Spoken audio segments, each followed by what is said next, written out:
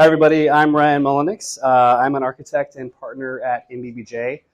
There are kind of three things that I focus on with our firm. First, I help lead our corporate practice. So I'm focused on the future of the workplace, which is a really interesting question right now as we think about kind of what comes next after the last 3 years we just came out of.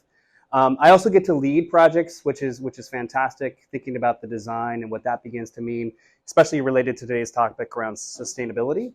And then I lead research as well. So whether that be on the academic side with the University of Washington and working through neuroscience, or working also with other partners we have in the field, thinking about material science in particular. As we all know, sustainability is a broad term. And so as an architect, there are several things I thought about covering today, from energy to carbon to ESG and so forth. But I'm also a father of three, and I began to think about today's impact on tomorrow.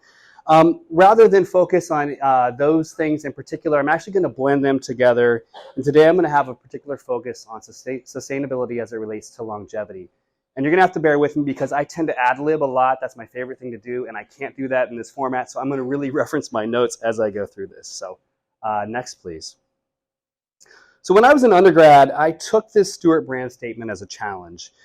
As a future-focused designer, it's tough to, but not necessarily untrue. It's tough to swallow, but not necessarily untrue.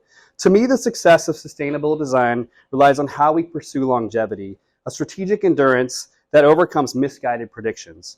That's what I'll speak to today, and fittingly, I'll have 2.5 minutes to do so. Designing for longevity inherently provides a grounding for a more certain future, but it's also a risk for society to take. Longevity runs counter to a fast fashion world. Whether economical or reputational, being an avant-garde has a price, especially today when our future is full of unknowns, as showcased in the last 3 years of uncertainty. In addition to unknowns, we are also challenged by policy leadership that is incremental at best. Many of our positions and actions are based on 4-year bursts. This energy is as much about re-election as it is about progress. As we've witnessed, these small steps are often delayed or even overturned. Longevity is challenged by a lifestyle that is about the instant.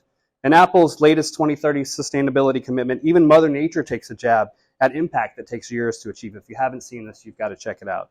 So it's understandable that long-term ambitions are unfortunately met with cynicism. My feeling is we need to embrace these issues to embrace the very idea of longevity. I don't know about you, but I'm tired of hearing about what we don't know. We know quite a lot. Life is fluid and change is constant.